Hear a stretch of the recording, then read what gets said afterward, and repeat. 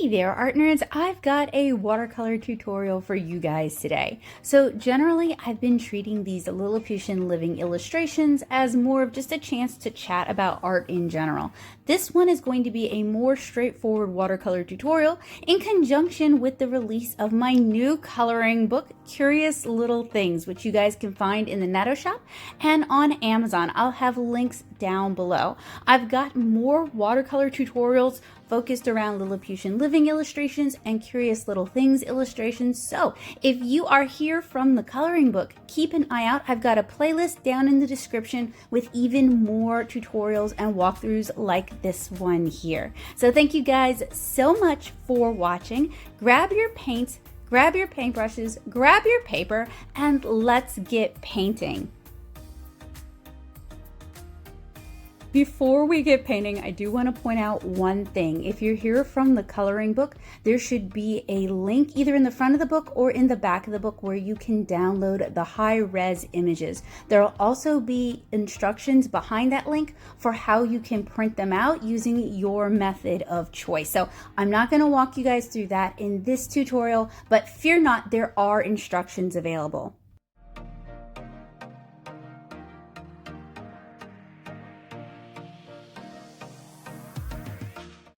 I'm going to start by stretching the watercolor paper. This was printed out onto Stonehenge Aqua cold press watercolor paper. This is a cotton rag watercolor paper that can take a whole lot of water.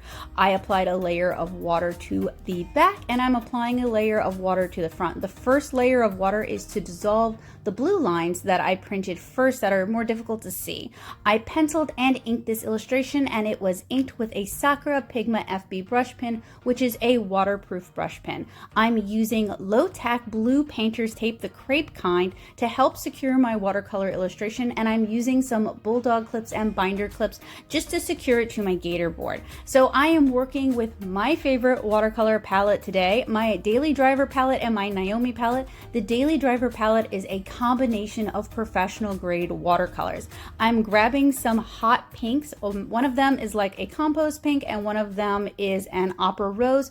I do want to warn those of you who are painting along though that opera rose is very light fugitive, so if you do want to use these colors and you want to display your finished watercolor art in your house, you may want to take some precautions like displaying it behind UV glass or displaying it in a room or a hallway that doesn't get a lot of light or a lot of natural direct sunlight. So first I applied a very thin layer of ultramarine blue to the tops of her eyes. This is going to create kind of the indication of volumetric form to the spherical forms of the eyes, and it's going to give it a little bit of shadow and a little bit of life to it. So next I'm kind of establishing in my background. So for this I wanted to use kind of a circular vignette, and I'm using a hot pink because it's an illustration of a little girl brushing her doll's hair, and I thought kind of a hot pink would be a really cute color for this. Using a round mixed fiber watercolor brush, a silver black velvet brush, and this is just what I'm comfortable with and what I enjoy painting with. If you're looking for more tips on what supplies I like to paint with and what I would recommend, I'll have those listed out in the description below, as well as some other watercolor playlists if you're interested in getting into watercolor. So I'm using some of that ultramarine blue to kind of create a shadow color underneath some of the objects that are outside of our circle vignette, and this just kind of creates a sense of place. I'm also using a really light application of ultramarine blue to her dress. I haven't yet at this point decided what I really want to do with the dress, so I'm starting by just kind of underpainting some really light shadows. This can be really beneficial because if you kind of struggle with light and form and contrast with your art and it's something you want to get better at, doing it in a monochromatic wash first can be a great way to kind of take away all the thinking about color and thinking about surface design and just focusing on the forms of the fabric. I have some tutorials here on the channel where I talk about grise techniques. That's something that really pushes it, that I think if that's something you're struggling with, you will really enjoy it. So I hope you'll check them out. I'm also applying some further shadows underneath the objects, even those on the hot pink, using our ultramarine blue. So once that's had a chance to dry, I'm going in with a more saturated mix of our hot pink and I think it's like composed rose. And I'm not necessarily listing specific brands. I'm painting with professional grade watercolors today, but I kind of just use whatever brands I happen to really like in my years of reviewing art supplies. While I do have some that I would recommend over others, my palettes are kind of a mishmash of different brands, and I don't necessarily have one specific set that I feel is just perfect for all of my watercolor needs. So for my daily driver palette, which I have a video where I talk about what's in it, it's kind of just whatever paints I really like and have had a lot of experience using, and I can just kind of rely on them time and time again. So for the big vignette circle that you're seeing here, it's really important that it doesn't ever fully dry out, because this can really lead to a lot of streakiness.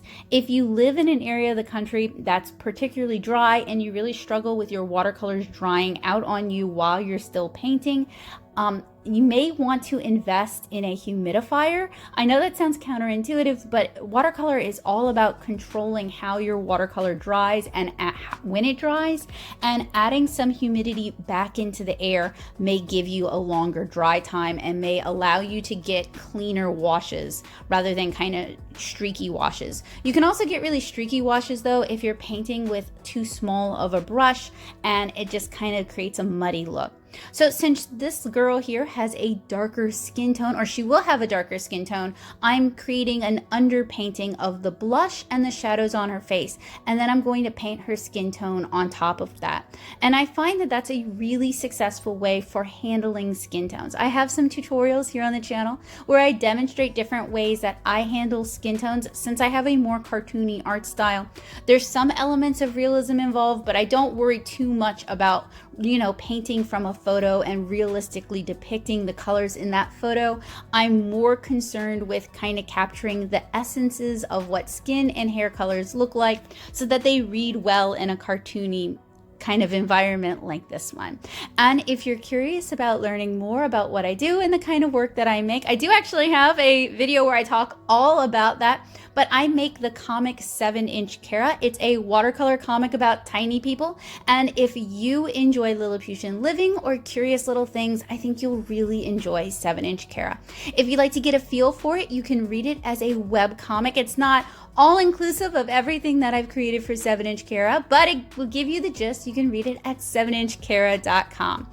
So when it comes to skin tone, even with darker skin tones, I like to build them up slowly over time. In fact, this is even more true with darker skin tones, because with lighter skin tones, it's a little bit easier to lift things up and to kind of blend things out and to kind of hide mistakes. But with darker skin tones, it's really important to kind of get in there and kind of be successful at what you're doing a little bit earlier on. And don't let this intimidate you. You can be good at it. It just takes a little bit of practice and a fair amount of observation. So with her skin tone, I'm building it up over several layers, and you guys can still see some of those shadow colors and some of the blush colors underneath. I do that early on because those would be really light applications, just the suggestion of color.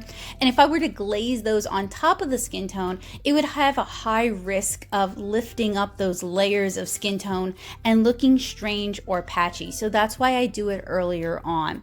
And as I'm working, I'm adding in some more ultramarine blue, like on the bristles of the brushes. Those are actually clean, I promise, toothbrushes that have been cut down to be hair brushes. And I'm still kind of thinking at this point what I want to do with her dress, but I do know that I want to use some bright kind of 80s / early 90s colors. I think those would look very cute with this girl and very cute with the kind of color palette I've already got going on. It also gives me a chance to demonstrate surface design, which you guys have probably noticed that a lot of the clothing in Lilliputian Living and in Curious Little Things doesn't necessarily contain a whole lot of surface design. And that's because it was originally designed for me to be able to paint it later on, or to sketch it or draw it in later on, kind of depending on what medium I want to use. So I am delighted to be able to show you guys a few different surface design techniques that you can use in your own art and in your own coloring to really personalize the art that you're creating. Now, just because I'm walking you guys through through what I'm doing with this. And speaking of walking through, so I'm using a Payne's Gray to kind of grise these background items. So I want some really fun, bright, poppy colors, and I've found that doing grise techniques as an underpainting first and establishing the shadows allows me to successfully use more opaque watercolors like some of the pastels or some of the neons without worrying too much about muddying the colors or kind of dampening the vibrancy of what we're working with today. Payne's Gray and neutral tint are both colors that work really well for this kind of grise underpainting. So as I'm kind of working along this, I've decided I definitely want to start introducing some purples. I want to introduce some pinks. I want to introduce some greens. That's why I've got the Naomi palette to the side. It's called the Naomi palette because these are colors that my character Naomi would typically wear, and they're in their own palette because they do require a little special handling because many of them are a bit more opaque or they're a bit more neon. They're just kind of special consideration colors. A lot of them come from Holbein, PwC, and Kusakabe. If you're a fan of really bright colors as well, I would recommend those brands for those types of watercolors. So as I'm going, I'm able to add in maybe more of the blush and kind of blending it out very carefully.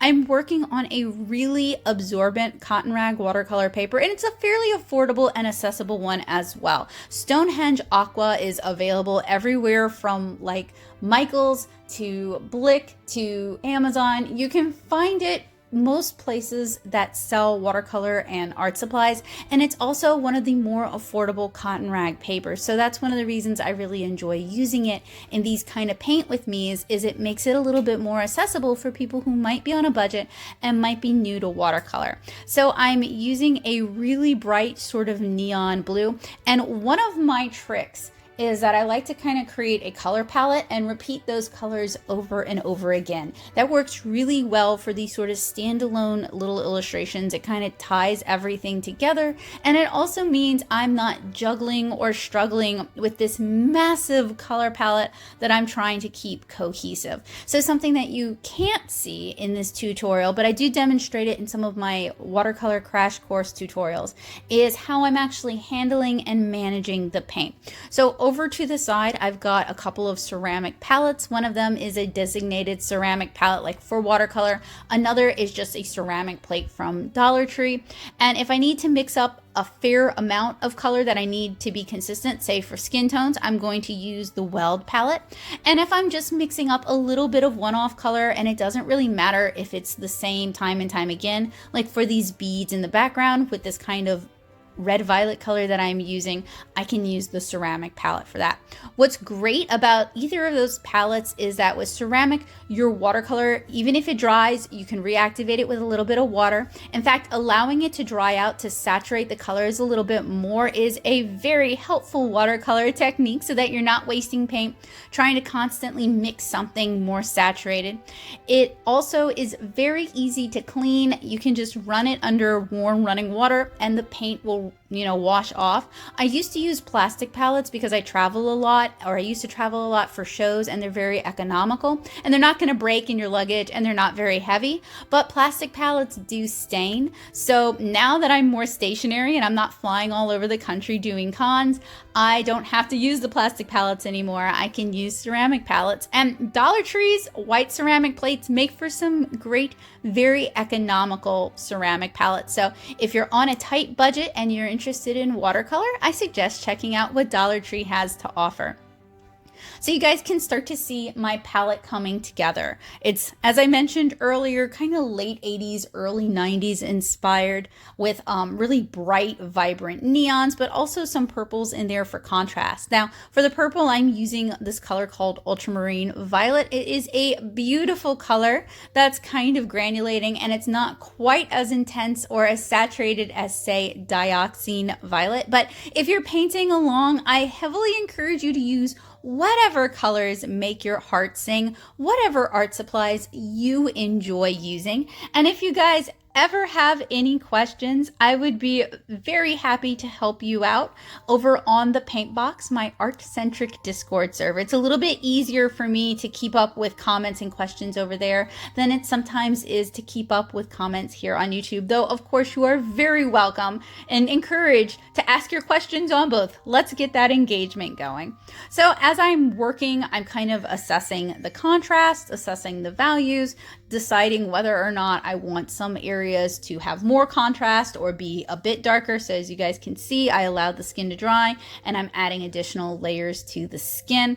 This is kind of the point where I'm just working on whatever's dry and whatever looks like it needs work. We've kind of blocked in most of our base colors. I already kind of know what color I want to use for her hair, and I'm kind of stalling for time because I'm still thinking about what kind of surface pattern and what colors I want to use in the surface pattern for her dress. So I'm kind of just finessing the rest of the painting.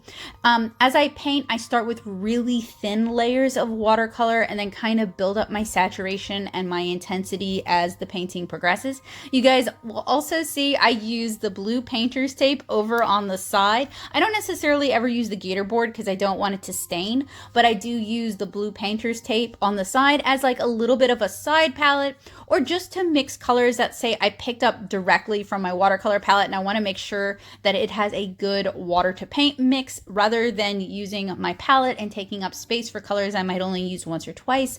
I'll sometimes use the blue painter's tape over on the side. And I've never had a real problem with it soaking in and ruining the watercolor paper underneath, but you do want to be careful because I have gotten it on my hand before, and once you get it on your hand, you got to clean it off or else it's going to get all over your painting. So that might be something to keep in mind as you're painting along with me. So another layer on the skin tone. So with darker skin tones, I find that I tend to use a few more layers than I do on some of the lighter skin tones. And to me, it's just important to really build them up carefully and blend them carefully and to make sure that delineate the shadows, because they can have a tendency, if not handled well, if not painted well, to just kind of turn into a mess. And I have plenty of examples of that happening to me. So I try to treat them with care and respect, because with my art, I want everyone to feel seen and I want everyone to feel represented if possible. I think everyone deserves to see themselves or someone who reminds them of themselves in art. And while I can't necessarily do that in 7" Kara just because we have a really small cast in the comic, I can do that in Lilliputian Living and in Curious Little Things. So that's really important to me, and it's something that I take seriously. But like I said earlier, you are welcome. Encourage to make this your own. Use whatever colors you like, whatever colors make your heart sing. And if you do color it and you want to share it online, I would love to see what you do, what you paint, what you marker, what you use color pencils on, what you render. You can tag me at Nattosoup, Nattosoup, because I would love to see your art. I consider this a collaboration between me and you, and I am so excited. I don't get to collaborate with other artists too often, so I'm really excited about this opportunity. So once I've kind of established my base colors and I've kind of worked them as saturated as I can with just kind of the mixes that I created, it's time to start introducing shadow colors. And typically you want to start adding in cooler colors to your mix to really start developing those shadows. So some of my favorite colors to mix in to introduce those shadows are dioxine violet. I also really like utilizing like sepia, as well as Payne's gray and neutral tint. I really don't use just straight up black, whether it's ivory black or peach black, too often, unless I'm painting an object that is like a gunmetal kind of color, or like a really dark hair color, or like a raven. So something that is meant to get that dark. And that's just kind of how I prefer to paint. So if I'm painting warmer things, I'll use like dioxine violet or naphthamide maroon to darken them up. If I'm painting green things, I might introduce phthalo blue or indigo. Same goes if I'm painting blues. If I just need like a good all-rounder and I'm not yet sure what color the object is going to be, neutral tint works really well for that. So for her dress, I've already started the surface design. I'm kind of doing a very 80s, the whole like circle, square, triangle triangle thing. I started with some pink triangles, and the trick to surface design is keeping in mind the forms of the fabric and having the design wrap around those forms. So thinking volumetrically, thinking about these as three-dimensional objects that theoretically exist in a three-dimensional space. I'm going to allow my triangles to dry fully before I start the next layer because I want to use optical mixing to create some kind of fun transparency effects with our surface design. So next I'm painting phthalo blue circles. I've allowed my triangles to dry, and you guys can actually see where the circles overlap the triangles, we get kind of a purple color. That's why I allow the triangles to dry fully so that we could get that really nice kind of secondary mixes coming from this. And I'm adding in more of our shadow colors, and I'm also working really thickly with the paint at this point. So watercolor differs from gouache, oil, and acrylics in that you really don't need a lot of paint to be able to, you know, create brilliant, beautiful color. That's actually one of the reasons I like to use watercolor tube paints and let them dry in half pans, is it just allows me to really control the amount of paint I'm using and the amount of water I'm using. And it's just a really economical art form. Once you've kind of got the materials you need to get started, it's really not that expensive to keep going, and it's not really that expensive to top up, especially not compared to, say, acrylics of the same size or oils of the same size. But as we enter kind of the later stages of the painting, we've entered the fat over lean stage, where we're using a really thick saturation, a really thick mix of our watercolor paint in relation to our water. And generally you want to save this for the end of your watercolor painting, because this is going to help prevent kind of like blowouts or muddiness or bleeding into other areas. So for her hair, I really wanted to capture the texture of her hair. So I'm using kind of a soft stippling motion with the brush to make sure that I capture and leave some of those highlights in the hair.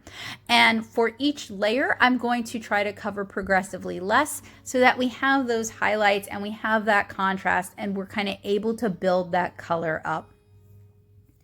So this is a thicker mix. As you guys can see, I was working with really thin mixes for the first few layers of hair, just kind of establishing the tone and also kind of creating room for highlights. So watercolor differs a bit from, say, acrylic and oil. It differs a lot, but it differs a bit in that you kind of work opposite in many ways. If you want highlights in watercolor, it's kind of, you can add them in white gouache after, and I am going to do that later on just to add a little bit of life to the painting. It's one of my favorite parts, but you leave your highlights earlier on because it's much harder to add them back in after. There are techniques you can do to add them back in after, but it just doesn't always work as well as just kind of leaving them in. I'm also really working at kind of using more brushwork and more textures in my art so that it just feels more lively and it has more personality. So that's why I pointed out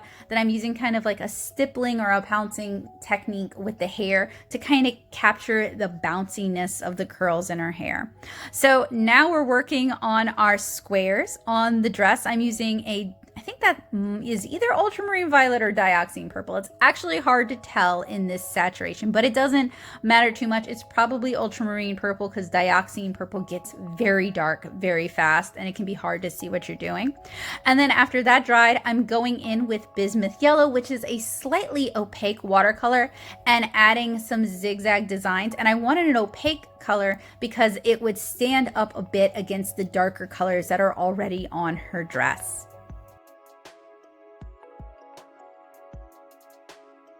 This is totally optional, but after your watercolor has dried, if you find that your watercolor is obscuring your line art or kind of skewing the contrast and things feel kind of dull and maybe a bit muddy, you can go back in and re-ink some areas. So I'm using a Tombow Furenosuke brush pen for this. This is also a waterproof, alcohol marker proof brush pen similar to the Pigma FB. The difference is this has a harder brush nib than the Pigma FB does, so it can achieve slightly finer lines, and it may be easier for you to use if you find that you tend to be kind of heavy-handed or struggle to use brush pens. I did let the inks cure a bit, and then I'm going in and just adding in some final details, adding in some black to her hair and to her doll's hair, and just kind of tightening things up. Once that dried, I pulled out my watercolor pencils, and I'm using them primarily the white and like the off-white, antique-y white, just to add in some rim lighting and to add in a little bit of lightness and to add in some contrast. Again, this is all to me about balancing that contrast. I'm also using their indigo color. I think I'm using Derwent Inktense for these. I'm using their indigo color just to add in some additional shadows. Again, just kind of creating more contrast and more balance. If you're painting along, as I keep saying though, feel free to use what you like to use.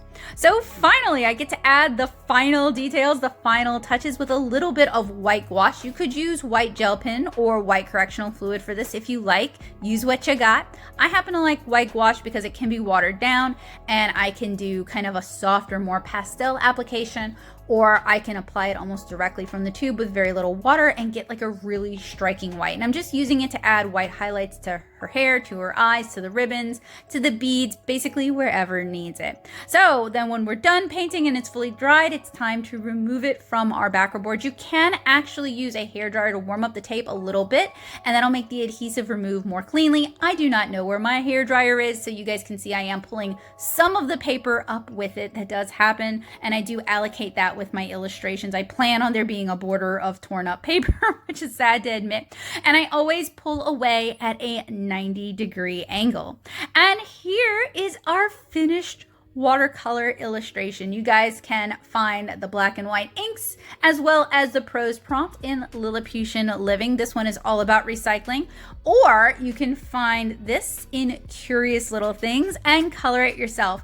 Don't forget there are links in the book where you can download your own printables so that you can print it on your paper of choice, because KDP's paper is admittedly kind of limited and definitely not my favorite paper to work on. I don't know about you guys. So that's why I include links and instructions in case you want to print it out and color it on your own favorite paper. Don't forget to tag me if you do. I would love to see your art at Nattosoup, Nattosoup.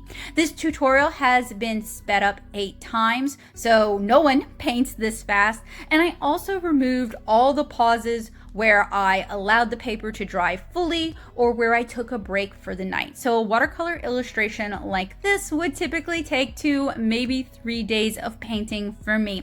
So feel free to relax, take your time and enjoy it. Don't feel like you're in any rush, and please don't feel like it's any kind of a time competition. I don't share the full length because who would want to watch 2 days worth of watercolor with all the pauses and all the bathroom breaks? I don't think anybody would. So if you are interested in acquiring your own copies of either Lilliputian Living or Curious Little Things, I'll have links down in the description below, but you should be able to find them in the Natto shop at nattosoup.com/shop. I also have copies of 7-inch Cara Volume 1 and Volume 2 there as well if you'd like to pick up a copy for yourself or for someone you love. It makes a great Christmas gift. This was brought to you thanks to my amazing patrons on Patreon. Thank you guys so much. I hope you guys enjoyed this tutorial, and I look forward to seeing you guys again really soon. Bye guys!